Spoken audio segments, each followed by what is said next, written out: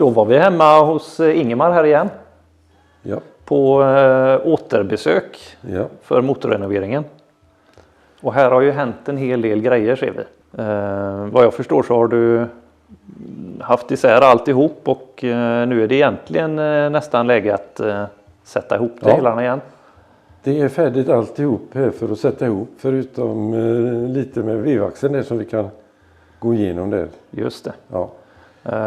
Och du har, allt som har gjorts har du dokumenterat lite med kort också, så det kommer vi se i filmen här. Lite med bildspel. Hur jag drog ur foderna och hur jag satte i dem. Ja.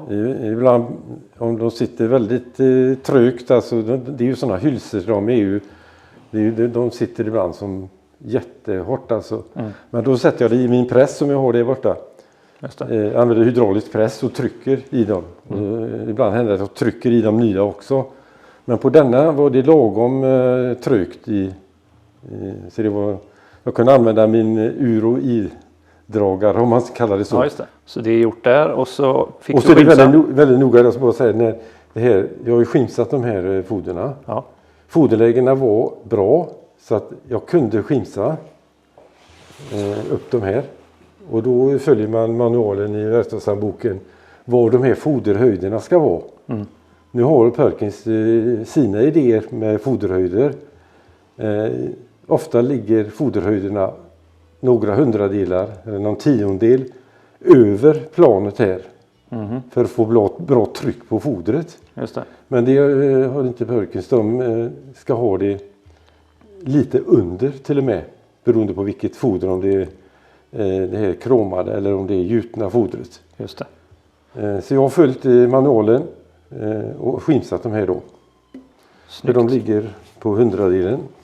Härligt, härligt. Och sen har den ju fått, den blir grå också. Ja, jag fick lite färg här. Ja. Det var alldeles häromdagen. Ja, visst. Ja, det är alltid roligt när det ändå är isär. När det ändå är isär, ja. Snyggt.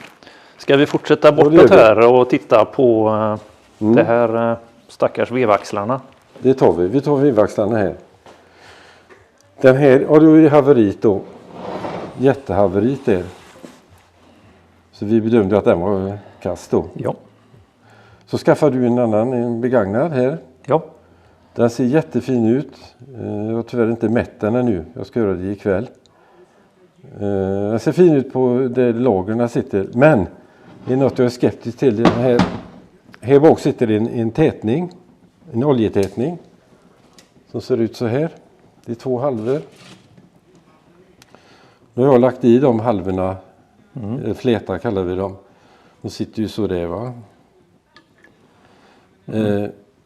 Och då betyder det att det är olja som den flätan ska förhindra så att inte den kommer ut på kopplingen och det här bakåt. Så finns det ett spår här i vevaxeln som är en skruv så att det håller som motorn roterar så tvingar den oljan bakåt så den inte vill ut hitåt. Ja, det är ju tydligt där. Ja. Och då tittar jag på den axeln som vi fick den begagnade där. Att där är ingenting kvar utav det spåret där. Och så ser det ut som det är lite rost på här. Just det. Så jag ska mäta även den. Och det känns som att för mig känns det inte bra om inte det spåret finns där. Och måttet ska vara rätt. Måttet kanske inte är så jätte för det är ju en fläta det här, va? Men smörjningen måste ju funka också. Ja, det är ju så. Så att om man ska börja laborera med det så får man, jag har aldrig gjort det någon gång. Eller lämnat in det heller, för då får man antagligen sarva ner, göra ett nytt spår. Och så får man då antagligen plana de här, för de får ju ett mindre, den blir ju mindre då, va? Får man ett mindre. Ja. Så det går säkert att renovera det. Jag har aldrig gjort det någon gång, men vi ska i vart fall kolla upp det. Vi ska kolla det. Ja, om det ändå går att använda eller inte. Och annars så är det ju, vi har ju sådana här nya, men då får man balansera om dem. Just det. Och därför så hade vi en som vi trodde vi kunde använda, men ja. Här är, om man ser någonting som det har hänt här med den här. Då ser man ett väldigt spår här i den vikten här. Det ser på det hållet där, va? Just det. Och det betyder att det här axiallagret här var ju också så slitet att det hade gått ner sig, va? Så varje gång man tryckte på kopplingen här så tryckte han hela vevaxeln mot det främre ramlagret på motorn då. Och det sitter 2 bultar där som håller oljepumpen. Det är det som har gjort. Så det har ju skavt. Den här motorn har ju gått jättelänge. Konstaterar vi sist. Ja, det är helt otroligt. Jag har aldrig sett något liknande. Nej.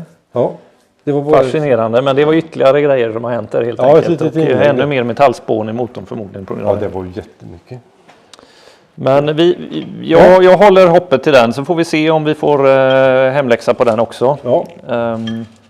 Ja, det är ju bara den i så fall nu som det hänger på. Yes, och här har vi också grejat med pumpen. Ja, pumpen, det kommer också bilder på den. Innan jag tog isär den helt, tog av locket här och jag brukar ta av det och så titta hur det ser ut. Det var ju fullt med vattenrost från dieseln då, va?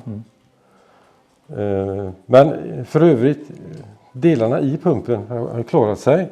Så jag har ju gjort rent. Det har legat i acetonbad. Så allt är rengjort i pumpen. Jaha. Och det syntes ingenting på att materialet i pumpen. Det var ju bra. Ja, så att i och med att den pumpen har varit helt isär nu. I vanliga fall så tänker jag inte på att behöva köra de här pumparna. För har man inte rört någonting som har med inställningar och mängder och sånt i den, så är det bara att packa om den och så funkar det igen. Men nu är det så att någon har haft isär den här före mig. Misstänkt. Och så sitter en informationsplåt här som talar om var vissa delar ska sitta inne i pumpen. Och i och med att den är borta så gör jag så att jag åker till Sigvard Johansson, Sigge, och får den körd i provbänk. Det blir bra. Så vi är säkra på att det funkar. Så ska vi göra. Jag var med att det här locket har jag bytt för det var lagat med plastikpadding här på baksidan. Ja, och du hade ett reservlock. Jag hade ett annat lock där. Sen var det något annat lurigt med den som du berättade, att någon hade haft silikon. Ja, någon har haft isär den och så den personen som har grejat på den här motorn har varit väldigt förtjust i det här silikontätningsmedlet, motorsilikon.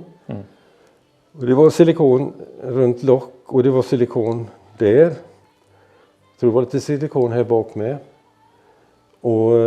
Och så lagt på mycket då blir det så att silikonet, på utsidan är det ju lätt att ta någonting och torka av det. Men den kurven som blir på insidan där, den silikonet som inte är med i ihoppressningen, det kan hamna väldigt lätt inne i pumpen. Och i den här pumpen då hamnar det på retursidan inne och returen ska ut där. Och så hamnar det en sån silikonkorv eller en bit silikon. Så blir det tätt där och så har någon väldigt svårt för att hitta vad är det för fel på den här. Ja, visst. Ja, det är ju bra att tänka. Vakta sig för det är riktiga packningar ska det vara. Ja, inget onödigt överdrivet tätningsmedel. När det finns packningar. För packningen är ju det för någonting. Absolut. Vi fortsätter bara för att felet med detta, det var här framme. Det sitter ju en packbox där, en stor, för dieseln då. Och i centrum sitter en skruv där som håller den här medbringaren. Och där inne mot regulatorvikterna kan man säga, det är mot axeln som sitter inne i det. Det ligger en O-ring också som är itryckt i inte ett spår men en fasning där.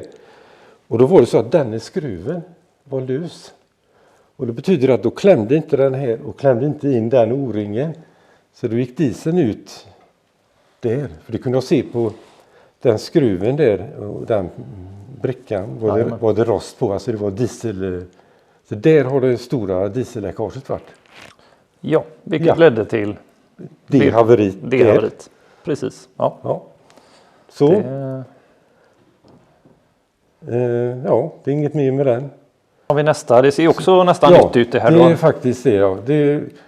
Det här topplocket har varit renoverat en gång förut. Någon gång. Så att jag jag behövde inte byta ventilsätena här. Som sitter pressade i topplocket då. Så jag klarar ventilhöjderna här. För det är ju det som är problemet när Man kan inte fräsa ner hur mycket som helst. Det finns en gräns. Nej, ja. Det finns en gräns både ner och uppåt.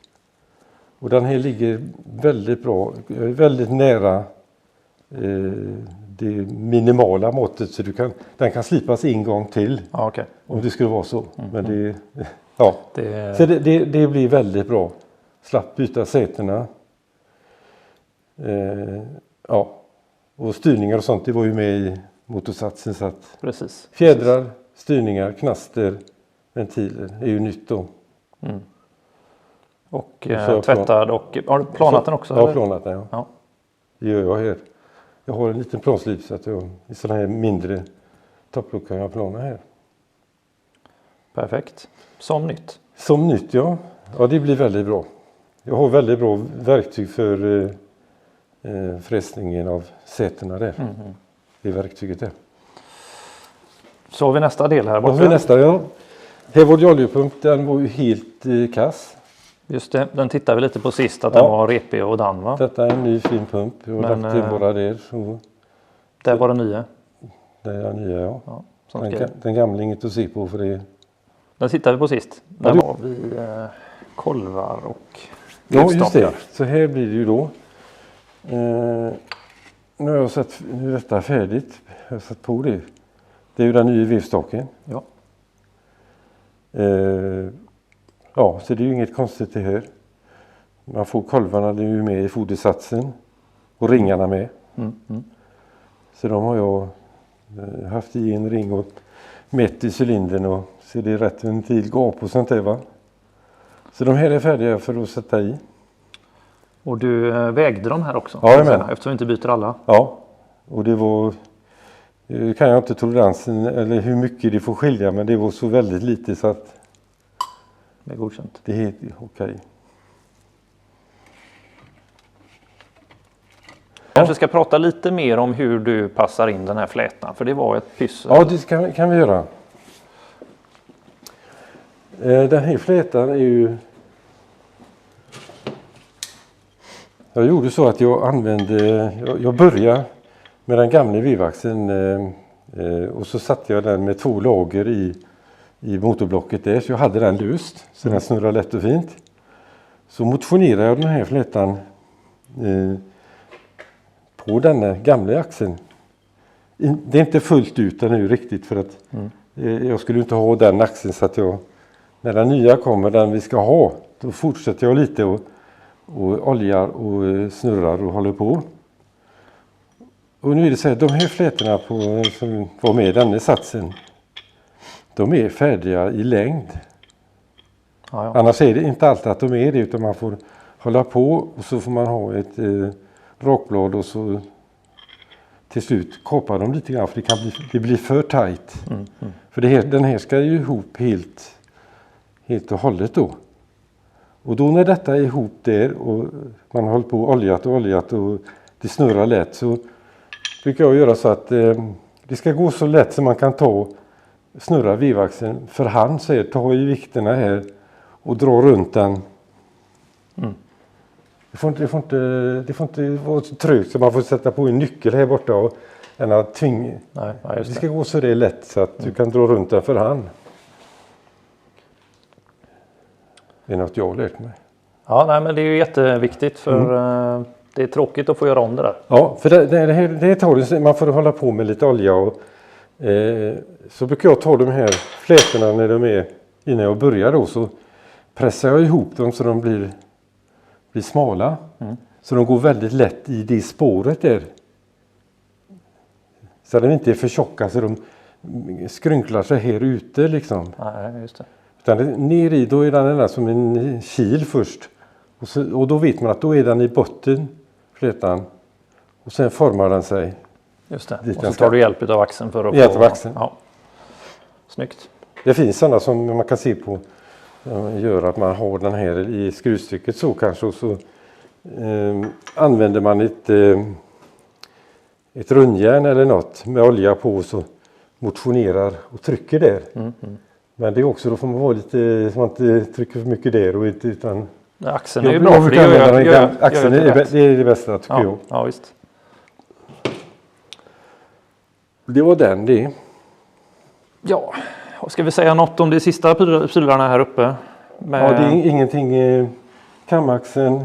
Det var en packbox vi skulle byta här. Ja, packboxen den sitter i änden där. Ja. Den byts där. Annars ser bra ut så att jag ser inget problem med det. Perfekt. Och jag tror inte det är något annat som, det är bara den här vevaxeln nu som... Det var den. Och avslutningsvis så blev det en liten slangsats fick vi skaffa. Ja, just det. Vi bytt kylarslangarna så att det blir nytt och fräscht också. Och det jag sa, det var in 90 grader med det. Ja. Och så, det är ju alla där. Jajamän. Mellan där och har du till kylet med sen. Och termostaten, var den dålig? Ja, den såg så jäkla rostig ut så att... Då byter vi den med. Jag bytte den. Tycker det var... Det är en sån liten extra grej. Ja, visst. Ja. Och du sa att du använder vanlig motorolja när du smörjer delarna i. Ja. Och så på kamaxen brukar jag ta lite annat än ett fitt just för nockarnas skull. Jag har lite olika fett lite till o-ringar och så har man lite fett till annat och så motorolja tar jag ofta till lagerna. Man sätter i dem i lagerhalvorna där. Det är vanlig motorolja. Ja. Och till topplocket så hade du ett tips också. Ja. Med topplockspackningen. Ja, jag har gjort det i alla tider. Har jag gjort det i alla fall. Eller gjorde när jag jobbade med det också. Att när det var de koppar asbestpackningarna. Så tog vi lite såpa på packningen. Smitta in den med såpa. Så minskar man liksom friktionen när man skruvar på toppen. Och när den ska dras då så packningen den glider ju gärna ut och pressar. Va? Och så det är såpa emellan. Så gör det att och såpa har en annan funktion också. Jag vet inte riktigt men det var såpa som användes till dem. Inte till de andra grafitpackningarna utan det är just den. Ja. Med det är ju gärna koppar, hölje. Bra att veta. Och så är det en annan när man sätter i kolvarna här. Så finns det gärna ett mönster på hur gaperna ska ligga här på. Så du inte får alla gaperna på ringarna mitt för varandra. Ja, just det. Och så ska inte gaperna på ringarna ska inte ligga på trycksidan på kolven. Utan de ska ligga på sidan här va. Så på trycksidan på kolven här ska inte vara något gap. Det gör man så man vrider runt det så det står rätt och sen tar man... Är det markerat på kolven eller hur nej, ser du att det... Nej, det får du titta själv. Det gör man vrider runt den kanske så sätter man där mitt emot där och så har man en ordning där och så tar man kolvkompressorn sen och bra med olja på alltihop här. Ja. I cylindern också.